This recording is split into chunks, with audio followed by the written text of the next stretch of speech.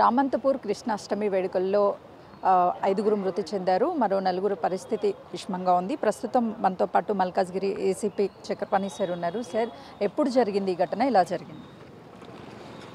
ఇది మనకు రామంతపూర్లో మనకు ఆర్టీసీ కాలనీలో మన యాదవ సంఘం వాళ్ళు ఒకటి కృష్ణాష్టమి పండగ సందర్భంగా ఒక చిన్న ప్రొసెషన్ చేస్తూ ఉన్నారు విగ్రహాన్ని పెట్టుకొని. అయితే రాత్రి నిన్న ఈవినింగ్ 8 o'clock నుంచి మనకు వర్షం పడుతూ ఉన్నది, ముసురున్నది.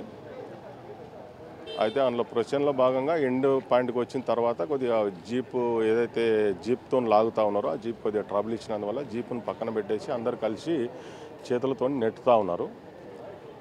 రాత్రి అబౌట్ 11:30 ప్రాంతంలో వర్షం పడుతూ ఉన్నది. ఆ టైంలో నెట్టుతూ ఉన్న టైంలో మనకు పైన ఒక వైర్, ఎలక్ట్రిక్ వైర్కు ఈ టీవీ కేబుల్ వైరు హ్యాంగ్ అవుతూ ఉన్నది. ఆ హ్యాంగ్ అయ్యి దాని నుంచి కరెంటు పాస్ అయ్యి అది ఇక్కడ ఈ విగ్రహానికి సంబంధించి ఈ బ్రాస్ మెటల్కు అటాచ్ అవ్వడం వల్ల ఎలక్ట్రిక్యూషన్ అయ్యి అందరూ పడిపోయారు. అప్పుడు అందరినీ ఏడిఆర్ఎం మన మ్యాట్రిక్స్ హాస్పిటల్ రామంతపూర్కి షిఫ్ట్ చేశాము. షిఫ్ట్ చేసినంత డాక్టర్స్ చెక్ చేసి ఒక 5 మంది చనిపోయారని చెప్పారు. తర్వాత 4 members ఇంజూర్డ్ అంటే వివిధ మన వేరే మన అపోలో హాస్పిటల్ ఒకటి, తర్వాత యశోద హాస్పిటల్, గాంధీ హాస్పిటల్కి మిగతా వాళ్ళను ఇంజూర్డ్లను షిఫ్ట్ చేశాము. ఒకతను అక్కడనే ట్రీట్మెంట్ చేసుకొని నైటే డిశ్చార్జ్ అయ్యాడు.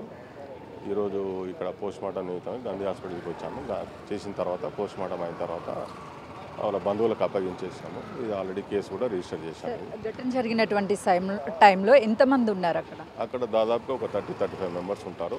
దాంతోపాటు మా పోలీస్ బందోబస్తు కూడా ఉన్నది. అక్కడనే ఇమీడియట్గా మనం రెస్పాండ్ అయిపోయి వాళ్ళను కాపాడాలి. కరెంటు వైర్ తాకే చనిపోయారా? మరి ఇతర కరెంటు వైర్ కాదమ్మా, కరెంటు వైర్ పైన ఉన్నది. కరెంటు వైర్ పైన ఒక cable wire, TV cable wire వేలాడుతూ ఉన్నది. ఆ టీవీ కేబుల్ వైరు వేలాడి దాని నుంచి కరెంటు పాస్ అయింది. అది కరెంటు వైర్లు చాలా పైన ఉన్నాయి. అవి దానిపైన నుంచి టీవీ కేబుల్ వైర్ వేలాడడం వల్ల దాని నుంచి కరెంట్ పాస్ అయ్యి టచ్ అయింది. సార్, వర్షాకాలం వస్తే ఇలాంటి ఘటనలు ఎక్కడొక్కడ జరుగుతూనే ఉన్నాయి. ముఖ్యంగా రాబోయేది గణేష్ ఉత్సవాలు, ఎలాంటి చర్యలు తీసుకోబోతున్నారు? అదేనండి, మేము గణేష్ ఉత్సవ సమితి మెంబర్స్తో కూడా మేము అన్ని మీటింగ్స్ కూడా కండక్ట్ చేస్తూ ఉన్నాము.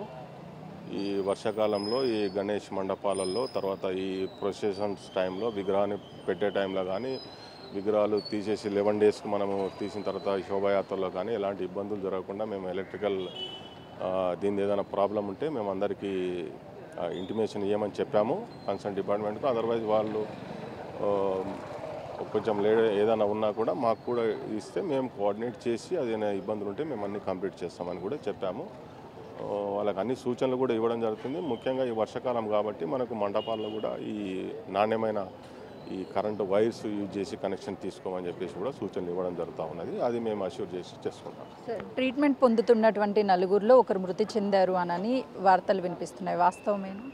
లేదండి, ఇంతవరకు అయితే ఏం కాలేదు. అది ట్రీట్మెంట్ నడుస్తూ ఉన్నది. వాళ్ళు ఇప్పుడైతే స్టేబుల్గా ఉన్నారు అంటున్నారు. అది మళ్ళీ ఒకసారి మేము హాస్పిటల్ వాళ్ళకి కన్సల్ట్ అయ్యి అది ఏదైనా ఉంటే కేసును నమోదు చేశారా సార్? చేస్తే ఎవరి మీద నమోదు? కేసు నమోదు చేసామమ్మా. అది మనకు 194 BNSSలో చేసాము. అది ఫర్దర్ ఇన్వెస్టిగేషన్లో పోస్ట్మార్టం అయిన తర్వాత ఫర్దర్ చేస్తాం.